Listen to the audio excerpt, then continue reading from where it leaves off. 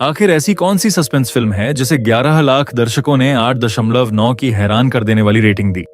कुछ लोग कहते हैं ये फिल्म खास तौर पर मानसिक रोगियों के लिए बनाई गई थी, लेकिन यही फिल्म दुनिया की टॉप 10 सस्पेंस फिल्मों में शामिल हो गई क्योंकि इसका अंत ऐसा ट्विस्ट देता है जिसे लोग आज भी किताबों जैसा मास्टरपीस मानते हैं।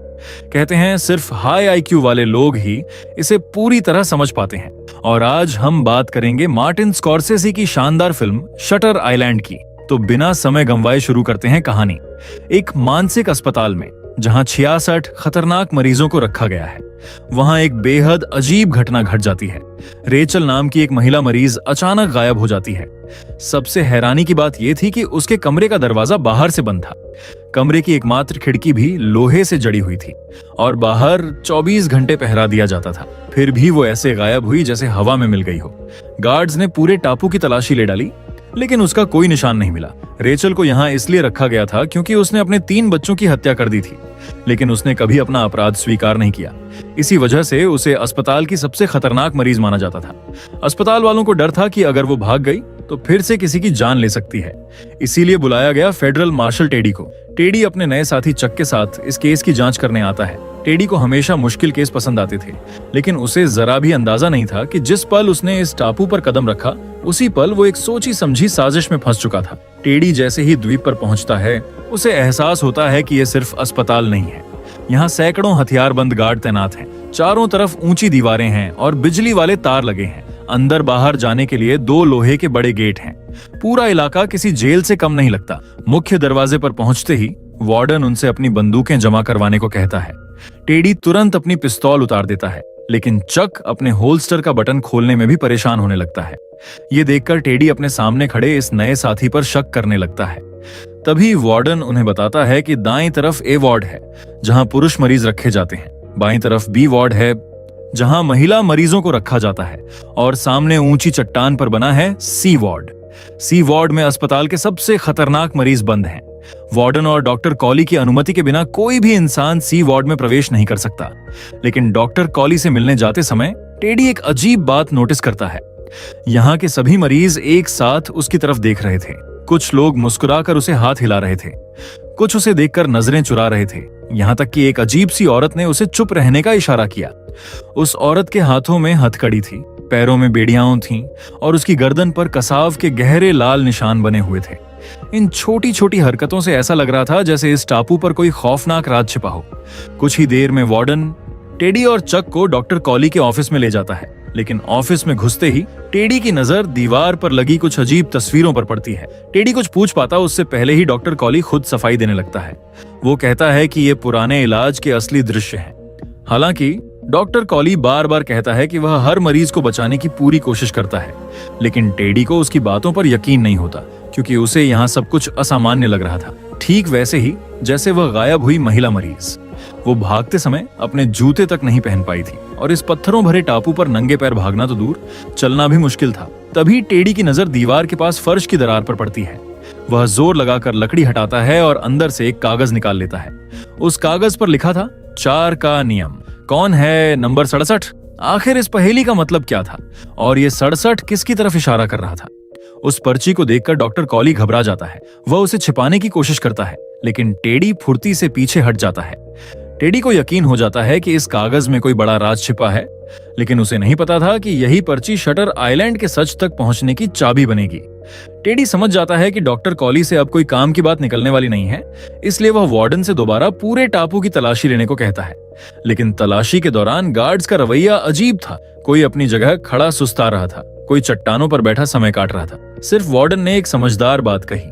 उसने बताया कि यहाँ से सबसे नजदीकी जमीन भी करीब 17 किलोमीटर दूर है और पिछली रात समुद्र में तेज तूफान था। अगर रेचल तैरकर भागने की कोशिश करती तो बच पाना लगभग नामुमकिन था। टेडी इस बात से सहमत था, लेकिन उसने सवाल किया अगर वह सामने वाली चट्टान की गुफा में छिपी हो तो? वार्डन तुरंत इस बात को नकार देता है और सभी सुरागों को देखते हुए कहता है कि महिला मरीज का इस टापू से भाग निकलना लगभग नामुमकिन था। तभी टेडी की नजर दूर खड़े एक लाइट हाउस पर पड़ती है, या जहां नीचे कुछ गार्ड पहरा देते दिखाई देते हैं। काली चट्टानें और धुंधला आसमान पूरा माहौल और भी डरावना बना रहे थे। हालांकि वार्डन कहता है कि लाइट हाउस के नीचे सिर्फ गंदे पानी को साफ करने की जगह है। और वहां पहले ही तलाशी ली जा चुकी है। लेकिन उस लाइट हाउस की रहस्यमयी झलक अब टेडी के दिमाग में बैठ चुकी थी। रात में टेडी को नर्सों से पता चलता है कि रेचल सामूहिक इलाज खत्म होने के बाद गायब हुई थी, इसलिए टेडी उसके डॉक्टर शॉन से बात करना चाहता है। लेकिन हैरानी की बात यह थी कि पूरे टापू पर सख्त सुरक्षा होने के बावजूद डॉक्टर शॉन छुट्टियों पर चला गया था। यह सुनकर टेडी हैरान रह जाता है। उसे लगता है कि महिला मरीज के गायब होने में डॉक्टर शॉन का हाथ जरूर है। वापस रहने की जगह जाते समय डॉक्टर कॉली मेहमान नवाजी दिखाते हुए टेडी को अपने घर शराब पीने का न्योता देता है, लेकिन यह साधारण सा निमंत्रण असल में एक छिपा हुआ मानसिक परीक्षण था। बेखबर टेडी खुशी खुशी मान जाता। जैसे ही वह डॉक्टर कॉली के घर पहुंचता है, वहां की आलीशान सजावट देखकर चौंक जाता है। घर के गर्म और आरामदायक रंग अस्पताल के डरावने माहौल से बिल्कुल अलग थे। डॉक्टर कॉली बताता है कि यह इमारत और सी वार्ड, जहां खतरनाक मरीज रखे जाते हैं, दोनों दूसरे विश्व युद्ध के समय साथ बनाए गए थे। कमरे में बज रहा संगीत धीरे धीरे माहौल को और अजीब बना रहा था। यह संगीत ऑस्ट्रिया के संगीतकार मोहलर की पुरानी रचना ए माइनर पियानो क्वार्टेट थी। उसकी मधुर धुन सुनते ही टेडी के मन में युद्ध के पुराने टूटे हुए दृश्य जागने लगे। तभी कहानी में एक और अहम शख्स की एंट्री होती है। वह था जर्मन मनोवैज्ञानिक डॉक्टर नायरिंग। नायरिंग भी इस अस्पताल का मुख्य डॉक्टर था, लेकिन उसकी सोच डॉक्टर कॉली से अलग थी। नायरिंग दवाइयों और जैविक इलाज पर भरोसा करता था। सीधी भाषा में कहें तो वह मरीजों को दवा देकर ठीक करना चाहता था, और जिन पर दवाइयां असर न करें उनके लिए उसका तरीका और भी खतरनाक था। ऐसे गंभीर मरीजों पर वह लोबोटॉमी नाम की दिमागी सर्जरी करता था। इस सर्जरी का सबसे डरावना हिस्सा यह था कि इंसान की भावनाएं खत्म हो जाती थीं और वह चलता फिरता खाली शरीर बन जाता था। दूसरी तरफ डॉक्टर कॉली मनोविश्लेषण पद्धति को सही मानता था। उसका तरीका था भूमिका निभाकर मरीज को उसके सच का सामना कराना, ताकि मरीज खुद अपनी हालत समझे और होश में वापस आए। इसी बीच डॉक्टर नायरिंग टेडी से कई मानसिक सवाल पूछने लगता है। वह लगातार उसके युद्धकाल की यादें कुरेदता है। उसे महसूस होता है कि टेडी के अंदर बहुत मजबूत मानसिक बचाव तंत्र है, लेकिन टेडी को ये सब सवाल बेहद बोरिंग और परेशान करने वाले लगते हैं। और ज्यादा सुराग पाने के लिए टेडी महिला मरीज और डॉक्टर शॉन की फाइलें देखने की मांग करता है, लेकिन डॉक्टर नायरिंग साफ मना कर देता है। इसी बात पर दोनों के बीच बहस छिड़ जाती है। टेडी ऊपर से तो वहां से चला जाता है, लेकिन रात को बिस्तर पर लेटकर रेचल द्वारा छोड़ी गई पर्ची को ध्यान से देखने लगता है। उसे यकीन था कि रेचल बिना किसी मदद के नंगे पैर अचानक गायब नहीं हो सकती। सोचते सोचते टेडी को नींद आ जाती है। सपने में वह अपने घर पहुंच जाता है। उसकी पत्नी हाथ में वह शराब लिए खड़ी थी जो वह अभी अभी उसके लिए खरीद कर लाई थी। युद्ध में बहुत लोगों को मारने के कारण टेडी के मन पर गहरा घाव था और वह हर दिन शराब पीकर अपने दर्द को दबाने की कोशिश करता था। तभी उसकी पत्नी अचानक कहती है, रेचल कहीं गई ही नहीं है, और जिसने आग लगाई थी वह लेडीज भी यही है। लेकिन अजीब बात यह थी कि टेडी की पत्नी और उसके 3 बच्चे आग में जलकर मरे थे। फिर भी उसकी पत्नी का शरीर पूरी तरह भीगा हुआ था। इतना कहकर पत्नी राख में बदल जाती है। पत्नी गायब हो चुकी थी, लेकिन टेडी के हाथों और फर्श पर उसके शरीर से टपका पानी पड़ा था। यह सब इशारा कर रहा था कि उसकी मौत का सच कुछ और ही है। तभी टेडी घबराकर नींद से जाग जाता है। उसका शरीर और हाथ पसीने से भीग चुके थे। बाहर तेज तूफान अब भी जारी था। ऐसे मौसम में नाव से निकलना नामुमकिन था। जब जाना मुमकिन नहीं तो उसने फैसला किया यहीं रुककर जांच जारी रखेगा। अगली सुबह टेडी डॉक्टर कॉली के पास जाता है। वह कुछ मरीजों से पूछताछ करना चाहता था। हालांकि डॉक्टर कॉली खुश नहीं था, फिर भी उसने 2 मरीजों से मिलने की इजाजत दे दी। लेकिन पहला मरीज ही चौंकाने वाला निकला। वह अपनी शारीरिक कमजोरी के कारण औरतों से बेहद नफरत करता था। जैसे ही टेडी ने रेचल का नाम लिया, वह आदमी गुस्से से बेकाबू हो गया और रेचल द्वारा बच्चों को डुबोने की बात पर गालियां देने लगा। टेडी पहले से जानता था कि उसे चीजों के रगड़ने की आवाज से चिढ़ होती है, इसलिए उसने जानबूझकर पेन को नोटबुक पर रगड़ना शुरू किया। असल में टेडी उसे भड़काकर एक और नाम के बारे में जानना चाहता था। वह नाम था लेडिस, जिसे वह अपनी पत्नी का कातिल मानता था। टेडी जानना चाहता था कि लेडिस सच में इस टापू पर है या नहीं, लेकिन जैसे ही उस आदमी ने लेडिस का नाम सुना, वह बुरी तरह घबरा गया और जोर जोर से बाहर जाने की जिद करने लगा। इसके बाद दूसरी मरीज लाई गई। उस महिला ने अपने पति को कुल्हाड़ी से मार दिया था, क्योंकि उसका पति रोज मारपीट करता था और दूसरी औरतों के पीछे घूमता था। लेकिन देखने में वह बिल्कुल सामान्य लग रही थी। जब टेडी ने रेचल के बारे में पूछा तो उसकी नजरें इधर उधर भागने लगीं। उसने चालाकी से चक को पानी लाने भेज दिया। फिर मौका मिलते ही टेडी की नोटबुक अपनी तरफ खींच ली। उसने जल्दी से उसमें कुछ शब्द लिखे और वापस कर दी। लेकिन महिला मरीज ने कुछ लिखा है, ये बात टेडी ने चक को नहीं बताई। जब टेडी ने उससे पूछा क्या उसने एंड्रयू लेडिस नाम के आदमी को देखा है, तो महिला मरीज ने तुरंत इनकार कर दिया। लेकिन अगले ही पल उसका चेहरा बदल गया। वह घबराने लगी और कांपते हुए बाहर जाने लगी। ऐसा लग रहा था जैसे इस पूरे अस्पताल के लोग लेडिस के नाम से डरते हों। अब टेडी को और यकीन हो गया कि लेडिस यहीं कहीं मौजूद है। जांच अब पूरी तरह रुक चुकी थी, इसलिए दोनों फिलहाल अस्पताल से बाहर निकल आते हैं। टेडी चक से कहता है कि उसे शक है रेचल और लेडिस दोनों सी वार्ड में छिपा कर रखे गए हैं, लेकिन चक तुरंत बात घुमा देता है। वह पूछता है कि उस महिला मरीज ने नोटबुक में क्या लिखा था। टेडी पहले बताना नहीं चाहता था, लेकिन थोड़ा सोचने के बाद वह आखिर नोटबुक निकाल लेता है। नोटबुक पर साफ लिखा था, भाग जाओ। आखिर उस महिला मरीज ने टेडी को भागने के लिए क्यों कहा? इसके पीछे कौन सा राज छिपा था? तभी बाहर बारिश और तेज होने लगती है। मजबूरी में दोनों कब्रिस्तान के पीछे बने एक टूटे फूटे मकान में छिप जाते हैं। वहीं टेडी को दूसरे विश्व युद्ध की याद आने लगती है, जब वह नाजियों के डाकाऊ कैंप को आजाद कराने पहुंचा था। डाकाऊ कैंप पहले राजनीतिक कैदियों के लिए बनाया गया था, लेकिन बाद में वहां इंसानों पर बेरहम प्रयोग किए गए। टेडी ने अपनी आंखों से बर्फ में जमी लाशों के ढेर देखे थे। वह दृश्य बेहद डरावना था। अब रेचल और लेडिस के रहस्यमयी गायब होने को देखकर टेडी को एक नया शक होता। उसे लगता है कि सी वार्ड में भी कोई इंसानी प्रयोग चल रहा है और अब वह सच सामने लाकर ही रहेगा। तभी तेज हवा अचानक दरवाजा खोल देती है। वहां वार्डन उन्हें वापस ले जाने आया था, क्योंकि बड़ा तूफान आने वाला था। समुद्र का पानी बढ़ रहा था और सी वार्ड डूब सकता था। अगर तूफान में बिजली चली गई तो जेल के दरवाजे अपने आप खुल जाएंगे और नतीजा बहुत खतरनाक होगा। तभी टेडी को पता चलता है कि सी वार्ड में 24 गंभीर मरीज बंद हैं, जबकि ए और बी वार्ड में 42 सामान्य मरीज रखे गए हैं। जैसे ही टेडी ने 24 और 42 सुना, वह तुरंत सोच में पड़ गया, क्योंकि 24 और 42 मिलाकर होते हैं 66, यानी ए, बी और सी वार्ड में कुल 66 मरीज हैं। अब रेचल की पर्ची पर लिखा सवाल कौन है नंबर 67 और समझ आने लगा था। मतलब यहाँ एक और छिपा हुआ मरीज भी हो सकता है, लेकिन वह 67वां मरीज आखिर कौन था? तभी डॉक्टर आकर कहता है कि रेचल मिल गई है, लेकिन टेडी ने उसे देखते ही गड़बड़ी पहचान ली। वह औरत भले ही नंगे पैर थी, लेकिन उसके शरीर पर एक भी चोट नहीं थी और उसकी आंखों में अजीब उलझन थी। अचानक वह औरत टेडी से लिपट जाती है और उसे अपना मरा हुआ पति समझने लगती है। यह देखकर टेडी ठंडे पसीने में भीग जाता है और जैसे ही वह डॉक्टर कॉली के ऑफिस में लौटता है, डॉक्टर कॉली के ऑफिस में लौटते ही टेडी को ऐसा लगा जैसे उसका सिर फट जाएगा। उसका दर्द इतना भयानक था मानो खोपड़ी अभी टूट जाएगी। शायद अभी जो कुछ हुआ था उस औरत को देखकर उसका दिमाग हिल गया था। डॉक्टर कॉली तुरंत कुछ दवाइयां निकाल कर देता है, लेकिन टेडी की अंदरूनी आवाज कह रही थी कि इन दवाओं में जरूर कुछ गड़बड़ है। वह मना करना चाहता था, लेकिन सिर का दर्द असहनीय था। आखिर उसने दवा निगल ली। दवा खाते ही टेडी सुस्त पड़ने लगा। उसे नीचे तहखाने जैसे कमरे में आराम के लिए भेज दिया गया। बाहर गरजते बादलों के बीच वह जल्दी ही गहरी नींद में चला गया। सपने के पहले दृश्य में वह फिर से डाकाऊ कैंप पहुंच जाता है, जहां चारों तरफ लाशों के ढेर लगे थे। दूसरे दृश्य में वह डॉक्टर कॉली के घर में था और वहां अचानक उसे अपना दुश्मन लेडिस दिखाई देता है। लेकिन अगले ही पल चेहरा बदल जाता है और सामने उसका साथी चक खड़ा था। तभी एक जोरदार चीख सुनाई देती है। टेडी पीछे मुड़कर देखता है तो सामने पानी से भीगी रेचल खड़ी थी। उसके पैरों के पास उसके मरे हुए 3 बच्चे पड़े थे। इतना डरावना दृश्य देखकर टेडी झटके से जाग जाता है। आसपास लोग अब भी शोर कर रहे थे। तभी दरवाजे से एक आकृति अंदर आती है। वह उसकी मरी हुई पत्नी थी। पत्नी उससे कहती है, लेडिस यहीं है, उसे ढूंढो। इतना सुनते ही टेडी फिर जाग जाता है। अब उसे समझ आता है कि वह सपना नहीं, सपने के अंदर सपना था।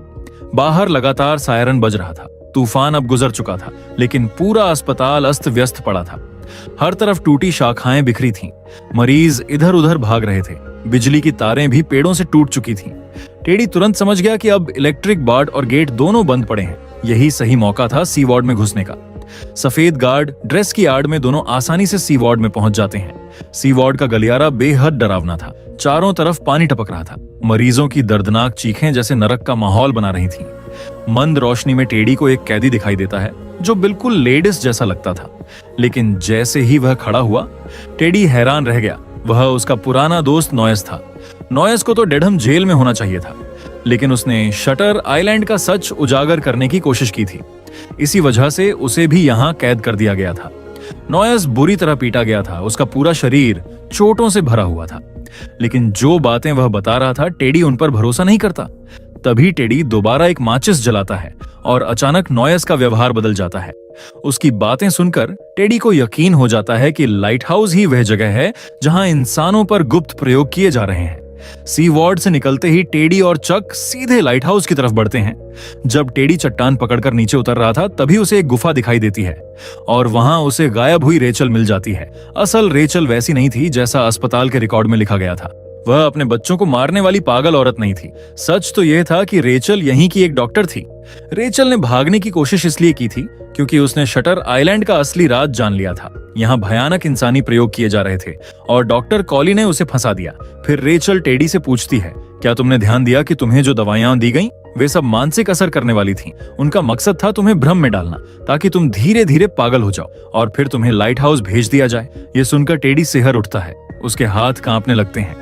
रेचल की बातें टेडी के पहले से किए गए शक को सही साबित करती हैं। गुफा के अंदर हुई ये बातचीत फिल्म के रहस्य को चरम पर पहुंचा देती है। लेकिन जब टेडी वापस चट्टान पर चढ़ता है तो चक वहां नहीं होता, उसे सिर्फ किनारे पर पड़ी आधी बुझी सिगरेट मिलती है। टेडी समझ जाता है कि चक को डॉक्टर कॉली के लोग लाइट हाउस ले गए हैं। अपने दोस्त को बचाने के लिए वह अब एक पल भी नहीं रुकता। समुद्र से डरने के बावजूद वह ठंडे पानी में कूद पड़ता है और तैरकर लाइट हाउस की तरफ बढ़ता है। वह चट्टानों के पीछे छिपकर गार्ड्स पर हमला करता है, फिर उनकी बंदूक छीन लेता है। बंदूक के कुंदे से लोहे का दरवाजा तोड़कर तेजी से ऊपर चढ़ जाता है। लेकिन जैसे ही वह सबसे ऊपर पहुंचता है उसके कदम अचानक रुक जाते हैं। बंदूक पकड़े उसके हाथ कांपने लगते हैं, सांसें तेज हो जाती हैं। वह अंदर जो देखने वाला था उससे बुरी तरह डर रहा था। उसे लग रहा था कि अंदर कोई खौफनाक प्रयोगशाला होगी। फिर भी हिम्मत जुटाकर वह दरवाजा लात मारकर खोल देता है, लेकिन अंदर का दृश्य देखकर वह स्तब्ध रह जाता है। कमरे के बीचों बीच डॉक्टर कॉली आराम से बैठा था। टेडी को अपनी आंखों पर यकीन नहीं होता। वह कमरे का दरवाजा बंद करता है और पागलों की तरह हर तरफ खोजने लगता है, लेकिन वहां कोई प्रयोगशाला नहीं थी। वह सिर्फ एक साधारण ऑफिस था। कमरे की सबसे आधुनिक चीज बस एक घूमता हुआ रिकॉर्डर था। तभी डॉक्टर कॉली उससे कहता है कि उसकी बंदूक में गोलियां नहीं है। फिर वह एक फाइल निकाल कर देता है। वह थी मरीज नंबर 67 लेडीज की भर्ती रिपोर्ट। टेडी कांपते हाथों से वह रिकॉर्ड पढ़ने लगता है। रिकॉर्ड पढ़ते ही टेडी अचानक चौंक जाता है। उसमें लिखी हर बात उसकी अपनी जिंदगी जैसी थी। उसे यकीन हो जाता है कि यह फाइल नकली है। वह गुस्से में उसे वापस फेंक देता है। टेडी को टूटता देखकर डॉक्टर कॉली तुरंत सच बताना शुरू करता है और यह सच किसी भी साजिश से 1000 गुना ज्यादा भयानक था। जिस आदमी को वह अपनी पत्नी का कातिल समझकर खोज रहा था वह लेडीज कोई और नहीं, खुद वही था। रेचल नाम की महिला मरीज और आग लगाने वाला लेडीज दोनों सिर्फ उसकी कल्पना थे। ये सारे नाम असल में उसी और उसकी पत्नी से जुड़े थे। यहाँ तक कि उसका साथी चक भी कोई पुलिस पार्टनर नहीं था। उसकी असली पहचान थी उसका मनोचिकित्सक डॉक्टर शॉन। पूरा टापू, गार्ड्स, डॉक्टर, नर्सें और मरीज तक एक बड़े नाटक का हिस्सा थे। सब लोग डॉक्टर कॉली की योजना में शामिल थे। यह एक विशाल रोल प्ले थेरेपी थी जिसका मकसद था टेडी को उसके झूठे भ्रम से बाहर निकालना। उसका असली नाम एंड्रयू लेडिस था। वह दूसरे विश्व युद्ध का सैनिक रह चुका था। युद्ध की भयावहता ने उसके मन को तोड़ दिया था। वह गंभीर मानसिक आघात से पीड़ित था। हर दिन शराब पीकर अपने दर्द को दबाने की कोशिश करता था, लेकिन इसी बीच उसने अपने परिवार को नजरअंदाज कर दिया। उसकी पत्नी पहले से मानसिक बीमारी से जूझ रही थी। पति का ध्यान पाने के लिए उसने पहले उनका फ्लैट जला दिया, जिसके बाद पूरा परिवार झील किनारे बने एक घर में रहने चला गया। लेकिन यहीं एक भयानक हादसा हुआ। एक दिन एंड्रयू काम से घर लौटा। घर में अजीब सी खामोशी थी जिससे उसका दिल घबराने लगा। वह झील के किनारे पहुंचा। वहां उसने अपनी पत्नी को देखा। वह पूरी तरह भीगी हुई थी और उसके चेहरे पर अजीब मुस्कान थी। एंड्रयू को महसूस हुआ कि कुछ बहुत बुरा हो चुका है। जैसे ही उसने दूर नजर डाली उसकी रूह कांप उठी। उसके तीनों बच्चे झील में तैर रहे थे। उस पल उसकी दुनिया खत्म हो गई।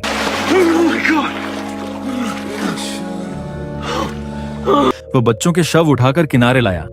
तभी उसकी पत्नी सुंदर कपड़े पहनकर उसके पास चली आई। उसकी बातें सुनते ही एंड्रयू पूरी तरह टूट गया। असहनीय दर्द में उसने अपनी पत्नी को गोली मार दी। फिर डॉक्टर कॉली उसे बच्चों की तस्वीरें दिखाता है। तस्वीरें देखते ही एंड्रयू को सब कुछ याद आने लगता है। पत्नी की खाली आंखें, बच्चों के ठंडे शरीर और ट्रिगर दबाने का वह पल। दबी हुई सारी यादें समंदर की लहरों की तरह लौट आती हैं और उसके दिमाग पर टूट पड़ती हैं। एंड्रयू वहीं बेहोश होकर गिर जाता है। जब वह दोबारा होश में आता है तो जैसे बदल चुका था। वह अपने अपराध को स्वीकार कर लेता है। असल में एंड्रयू अपनी पत्नी द्वारा 3 बच्चों की हत्या का सच सह नहीं पाया था। उसके दिमाग ने खुद को बचाने के लिए एक नई कहानी बना ली। उसने अपनी गलती का दोष एक काल्पनिक दुश्मन लेडिस पर डाल दिया और पत्नी द्वारा बच्चों की हत्या का दोष उसने रेचल नाम की काल्पनिक औरत पर डाल दिया। खुद को उसने एक ईमानदार फेडरल मार्शल टेडी बना लिया। डॉक्टर कॉली ने राहत की सांस ली। उसे लगा इस बार इलाज सफल हो गया है, लेकिन उसने बताया कि सितंबर से पहले भी एक बार ऐसा हो चुका था। कुछ समय तक एंड्रयू ठीक रहा, फिर दोबारा उसी भ्रम में लौट गया। अगर इस बार भी लेडिस अपनी झूठी दुनिया में वापस चला गया तो डॉक्टर नायरिंग उस पर लोबोटॉमी सर्जरी करेगा और वह हमेशा के लिए भावनाहीन चलता फिरता शरीर बन जाएगा। उस दौर में मानसिक रोगों के लिए यही आखिरी इलाज माना जाता था, लेकिन इसके दुष्प्रभाव बहुत भयानक थे और बाद में यह तरीका पूरी तरह छोड़ दिया गया। फिल्म का अंत सबसे दर्दनाक पल लेकर आता है। एंड्रयू चुपचाप सीढ़ियों पर बैठा था। तभी डॉक्टर शॉन धीरे से पूछता है, अब आगे क्या करने का सोच रहे हो? एंड्रयू का जवाब सुनकर डॉक्टर शॉन का दिल टूट जाता है। वह दूर खड़े डॉक्टर कॉली की तरफ देखता है और सिर हिलाकर इशारा करता है कि इलाज असफल हो गया। लेकिन अजीब बात यह थी कि इस बार एंड्रयू की आंखें बिल्कुल साफ थीं। उसकी नजरों में कोई भ्रम नहीं था। तभी दूर से सफेद कपड़ों में कर्मचारी सर्जरी के औजार लेकर उसकी तरफ बढ़ते हैं और एंड्रयू वह सवाल पूछता है जिसने पूरी फिल्म को अमर बना दिया। उसके शब्द सुनते ही डॉक्टर शॉन एक पल के लिए जम जाता है। वह उसे रोकना चाहता था, लेकिन एंड्रयू बिना पीछे देखे खुद ही कर्मचारियों की तरफ चल पड़ता है। यहीं पूरी कहानी का सबसे बड़ा मोड़ सामने आता है। उस एक संवाद ने फिल्म को नई ऊंचाई पर पहुंचा दिया। फिल्म यहीं खत्म हो जाती है। बहुत से लोग पूछते हैं, क्या एंड्रयू आखिर में सच में ठीक हो गया था? अगर अंत के संवादों को ध्यान से देखें तो जवाब है हाँ, वह पूरी तरह होश में था। लेकिन फिर उसने सर्जरी के लिए खुद को क्यों सौंप दिया? मेरी समझ से वजह यही थी कि अब उसे सच पता चल चुका था। उसे मालूम था कि असली राक्षस वही है।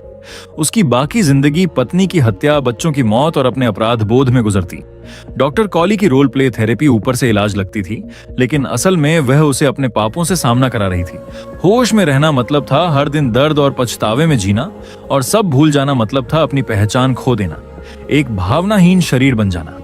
एंड्रयू के लिए दोनों रास्ते दुख से भरे थे, इसलिए हमें उसके जागने या न जागने पर बहुत ज्यादा उलझने की जरूरत नहीं है, क्योंकि सवाल यह है, जिंदा राक्षस बनकर जीना बेहतर है या मर चुके अच्छे इंसान की तरह मिट जाना? इस सवाल का कोई सही जवाब नहीं है, और शटर आइलैंड हमें यही सिखाती है। ये कभी सिर्फ एक सस्पेंस मर्डर मिस्ट्री नहीं थी, ये युद्ध द्वारा इंसान को दिए गए गहरे घाव और मुक्ति की दर्दनाक कहानी थी। एंड्रयू की पत्नी मानसिक संतुलन खो बैठी थी। उसने अपने ही 3 बच्चों को डुबो दिया, और फिर एंड्रयू ने अपनी पत्नी को गोली मार दी। इतना बड़ा दोहरा सदमा, अपराध बोध और दर्द उसका दिमाग सह नहीं पाया, इसलिए उसके मन ने एक नई पहचान बना ली। उसने अपने भीतर दूसरा किरदार गढ़ लिया और एक अजीब कहानी रच डाली ताकि वह अपने अपराध से भाग सके। लेकिन मेरी नजर में यह फिल्म इसलिए अमर नहीं बनी कि इसका रहस्य कितना गहरा था या इसकी कहानी कितनी दिमाग घुमा देने वाली थी, बल्कि इसलिए बनी क्योंकि इसने सस्पेंस का मुखौटा पहनकर इंसानी मन की जटिलता पर वार किया। मैं हूं सस्पेंस फिल्मों का दीवाना। फिर मिलेंगे अगली कहानी में।